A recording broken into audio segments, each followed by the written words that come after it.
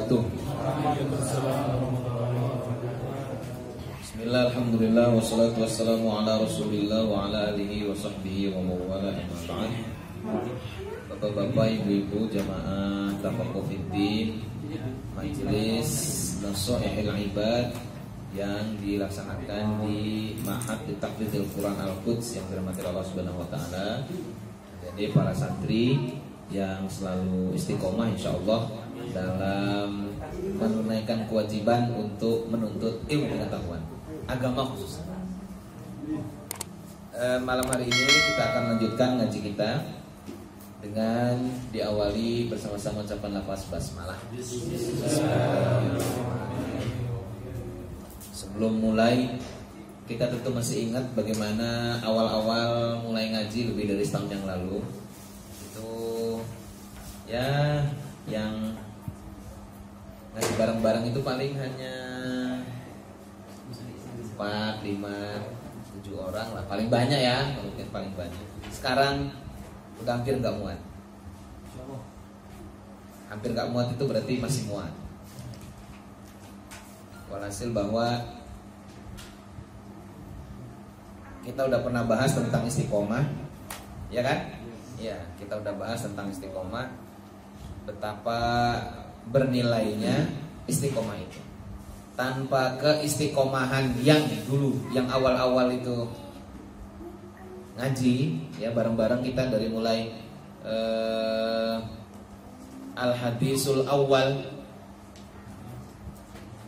An Abdillah bin Umar itu ya, tentang innamal a'malu binniyat wa innamal likulli imrin ma nawa. Hadis pertama, surah hadis pertama kitab Arba'in Nawawi Syarah Ibnu Daqiq. Ya hanya sedikit sekarang, ya lumayan lah. Kalau ini udah ramai lain ya Mas Eko. Mudah-mudahan semakin istiqomah bisa semakin bertambah yang sama-sama ngaji. Tentu saya yang nggak ngajarin ya, saya nemani ngaji saja. Nemani ngaji. Kalau pas kebetulan ada hal-hal yang perlu sama-sama kita diskusikan, kita cari sama-sama solusinya, ya kita diskusikan, kita cari problem solving yang barangkali menjadi unek-unek, gitu saja, nemeni ngaji saja. Kita lanjutkan. Kemarin al-maqalah ats-tsaniyah, sekarang wal maqalatus tsalisah. Betul ya? Makalah yang ketiga. Di bab yang as-sanai, ya, yang sifatnya dua. An Abi Bakrin Siddiq radhiyallahu taala anhu, dari Abu Bakar As-Siddiq radhiyallahu taala. Ini yang ngomong berarti Abu Bakar As-Siddiq, berarti termasuk dalam asarus sahabat. Apa kata beliau? Man dakhalal qabra bila zadin, barang siapa yang masuk kubur bila zadin, tanpa bekal.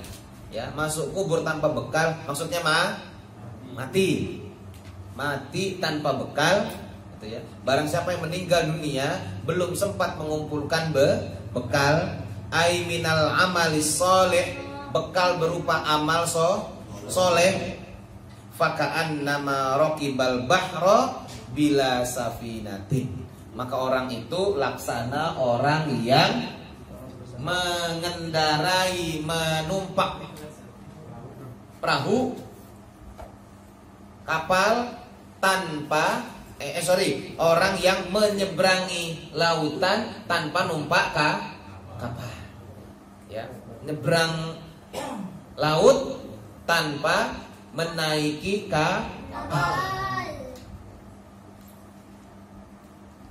Kalau ada pesawat nggak apa-apa, ya, nyebrang laut tapi nggak naik kapal tapi naik pesawat. Tapi ini ternyata dia Rokiba itu berarti naik di atas laut, ya berarti ya jalan di atas laut. Cuma nggak pakai kapal, pakai apa ya? Pakai sejadah. Kalau pakai sejadah, waktu awal-awal bisa, barang udah kebanyakan kecipratan air, berat juga sejadahnya, ya jatuh juga. Ya, jadi orang yang meninggal dunia tanpa sempat mengumpulkan amal soleh itu seperti orang yang nyoba nyebrang laut tapi nggak naik sampan, nggak naik kapal, nggak naik perahu.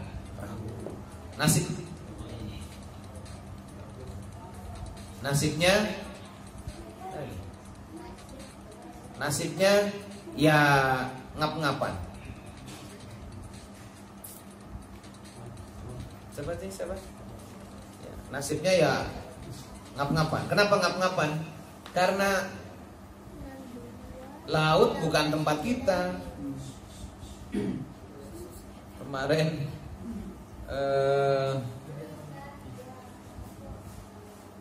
bagus. Saya masih kok. Laut kan bukan tempat kita. Kalau di daratan masih mending.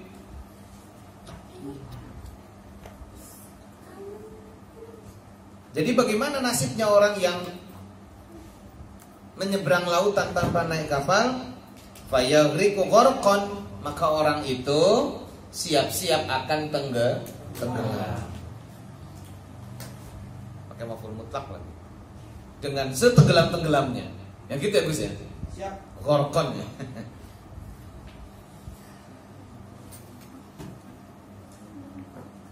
La khalasa lahu illa biman yang iduhu. Tidak ada penyelamat kecuali orang yang bisa menolong. Kama qala sallallahu alaihi wasallam, mal mayyitu fi qabrihi illa kal ghariqil manghus. Tidaklah seorang yang meninggal dunia itu, atau tidaklah mayat di dalam kubur itu, kecuali seperti orang yang gharik, orang yang tenggelam, terus manghus, yang minta ghaus, minta pertolongan. Ghaus itu minta pertolongan tapi beneran. Ya. Makanya kalau udah berdoa minta pertolongan beneran, bahasa Arabnya istaghaus, istaghatha ya. Istighatsah jadinya. Ya. Ai at-talib ya kal gharik ai at-talibi li'an yughatha. Ya, seperti orang yang meminta untuk diberi pertolongan. Nah, cengap-cengap.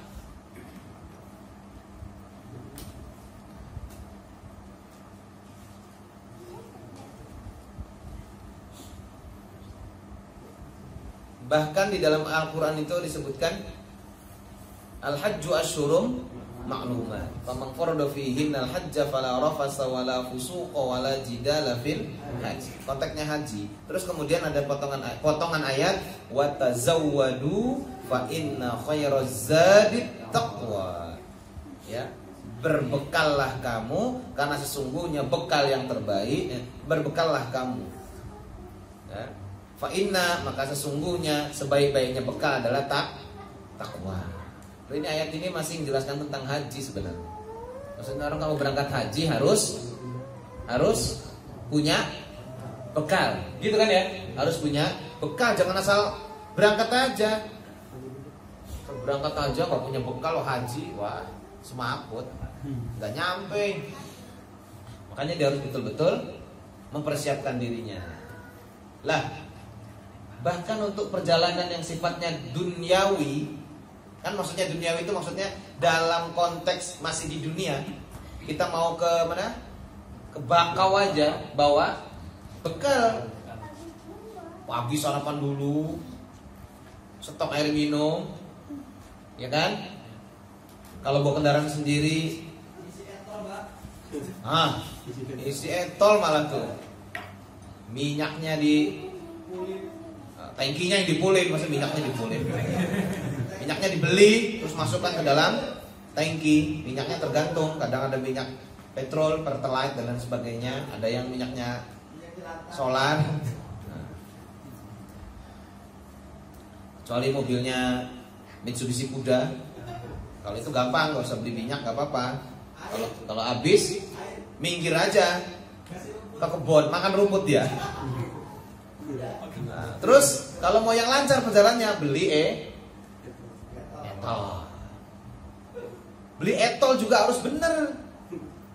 Ada kawan saya punya kartu etol, ditempelin setengah jam gak buka-buka gerbangnya. Lupanya kartu NPWP yang ditempelin. Pak, cepet Pak lewat. Gak bisa ini, gak bisa. Ay salah, kartu NPWP warnanya sama. Kartu NPWP. Waduh, pantesan gak bisa katanya. Rupanya banyak itunya itu. Apa itu? Kartunya itu banyak.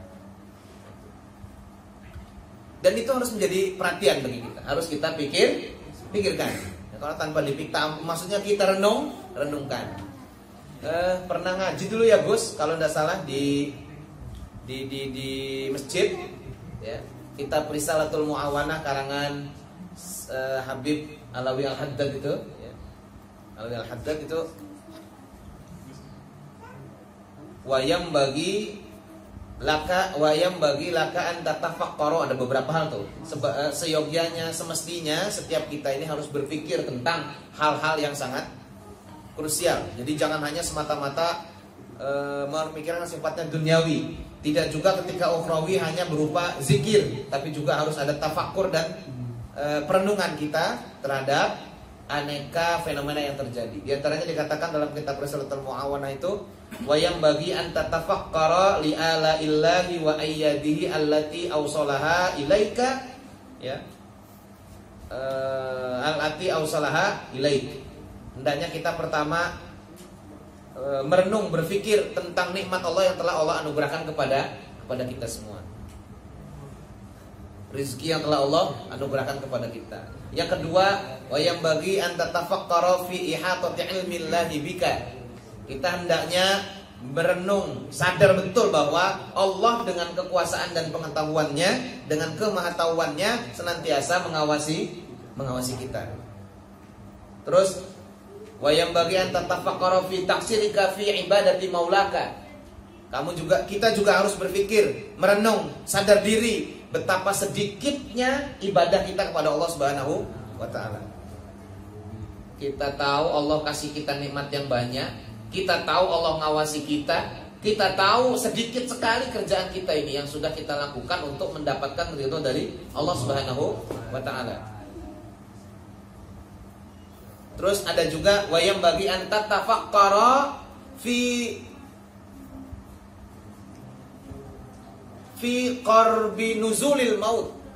Setelah itu semua kita pikirkan, terus kita juga harus berpikir bahwa sebenarnya kita ini sebentar lagi pasti mati. Qul innal mautal ladzi tafirruna minhu fa innahu mulaqikum tsumma turadduna ila alimil ghaibi wasyahadati fayunabbiukum bima kuntum ta'malun. Katakan sama orang-orang yang mengingkari, ya, yang gak percaya, yang ingin lari dari kematian, firru, kabur, fa innahu mulaqi. Kasih tahu sama yang alah mau nyumput lah. Apa ayatnya itu? Ainama takunu yudrikumul mautu walau kuntum fi burujim musayyadah. Oh, katanya kamu di dalam benteng kastel, ya, di dalam kastil yang kuat, yang di bawah bunker yang bisa menahan efek radiasi ledakan bom atom, bom nuklir, ya, tetap saja wayahnya mati, ya. Fa innahu mulaqikum, sesungguhnya kematian itu pasti akan mendatangi Kalau udah datang, la yastakhiruna sa'atau wa la yastaqdimun. Terus ya nggak cuma mikirin kapan mati, tapi memikirkan apa yang kita persiapkan untuk menghadapi kematian. Karena kita yakin bahwa ada kehidupan sesudah kematian. Itu yang tidak harus menjadi bahan renungan kita, bahan pemikiran kita. Di dalam berkaitan dengan mempersiapkan diri, mempersiapkan bekal menghadapi masuk kubur bila masuk kubur tanpa bekal. Yang terakhir dikatakan wayam bagi antatafakkara fil akhlaqi wal a'mal allati wasafallahu biha awliya'ahu wa a'da'ah. Kalau sudah tahu apa yang harus kita persiapkan, hendaknya kita mempersiap diri merenung bagaimana sih akhlak dan amalnya orang-orang yang Allah sifati sebagai waliullah maupun amal yang Allah sifati sebagai musuh Allah, aduwallah. Kita ternyata waliullah itu sifatnya begini, akhlaknya begini, maka saya harus tiru. Walaupun hanya sedikit dari amal yang sudah akhlak yang sudah dicontohkan oleh para waliullah. Amalnya begini, saya akan coba sedikit ya, mengamalkan seperti yang sudah diamalkan oleh para wali. Begitu juga kita lihat bagaimana sifat, akhlak dan karakter perbuatan orang-orang yang menjadi musuh Allah. Tapi bukan untuk ditiru, melainkan untuk dijauh. Araftu syarra la li syarri walakin li wiqayatin nafsi. Ya, saya belajar hal-hal yang buruk, tapi bukan untuk berbuat keburukan. Saya ingin, pertama saya terhindar dari efek keburukan itu. Yang kedua, saya kalau udah tahu tidak akan melakukan keburukan ini. Deal? Makanya ada anti korupsi itu ya. Hah? Anti korupsi. Ada gitu ya? Oleh para narapidana koruptor. Gitu ya? Araftu syarra ali syarri tadi. Nah, yang mungkin kaitannya itu, Bang. Ya basing lagi saya itu.